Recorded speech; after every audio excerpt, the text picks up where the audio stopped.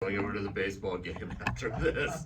So, and and catching the first pitch is what I understand, not throwing the first pitch. So, I don't know what that means exactly. I think you gotta investigate that thing. I know, I know. Here I am trying to read from my phone the way I see young people doing it. So, we'll give it a shot. I haven't done that before. Um, I want to give credit where credit is due for the inspiration of this poem. It came from one of the deans at the college who is no longer here, Casey Gardner. I don't know if any of you remember him. He was the dean in behavioral and social science. He wrote me an email one day when I was the vice president of instruction, telling me about some potential curriculum that might be coming through. And the curriculum was in the field of addiction studies. But in his email, he wrote addition studies, which I just loved because I thought, you know, in the field of mathematics, that might be something that I would be qualified for. Anyway, so I told him at some point I'd write a poem about that, and I have. Addition studies.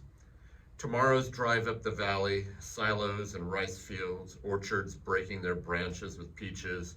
One more chance for us to feel the sodden summer air. We will drive, not speaking, listening to the ball game until the station scratches out of range. How many times have we talked of peaches, the light coming over the buttes? Years fold over themselves in clouds of starlings circling the rice fields. These days are green olives and dusty branches pecked by the hard black beaks of songbirds.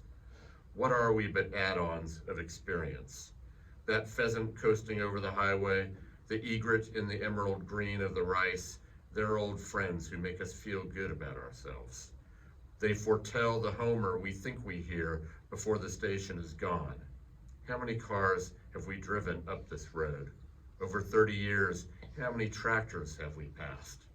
Our voices are the rumble of traffic coming toward us over and again. They trail away as early evening sounds in a valley that never ends. Thank you. So this next poem is just a little bit of a response poem to some of the, you know, like terrible things that we hear in the world, right? Poem's called "Making Dinner in These Times."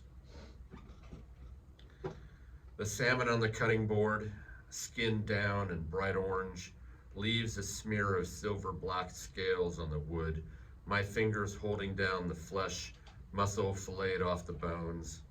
The moment you ask me about my day, I slice into the fish as if in answer, as if I hadn't noticed the pan's butter just beginning to brown, too hot. Our world is beyond me.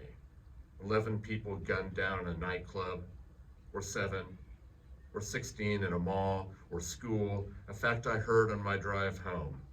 This kitchen is warm, green scallions in a small white dish, bubbling butter, salmon now in the pan.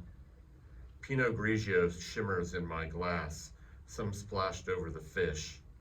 I hear your voice while I imagine what a salmon feels, hooked, pulled invisibly by its lip.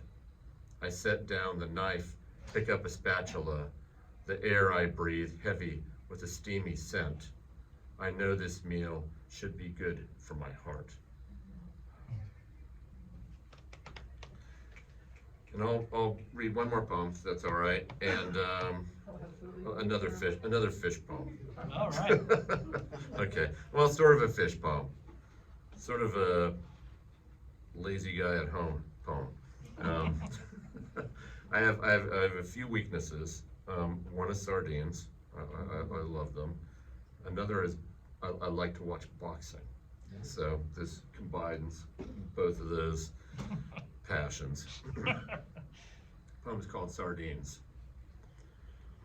I'm eating sardines and watching 2 no-name boxers try to land overhand rights as if that were the only punch ever imagined. I don't care. I'm home alone. I can watch people swell and bleed on TV and pick a guy to root for, not knowing a thing about him. I'll fork the fish, slimy skins and soft spines into my mouth. turning up the volume so I hear body shots pulse with the fighter's rapid breathing. Where did I set my gin and tonic? What obligations befall a man with no reports to write and drips of oil already soaking into his shirt? My promises are to myself. I'll break them all if I want to. I'm my own cut man. I say I'm okay for another round. All right. Thank you. I am so glad Thank you you, became a President. writing coach.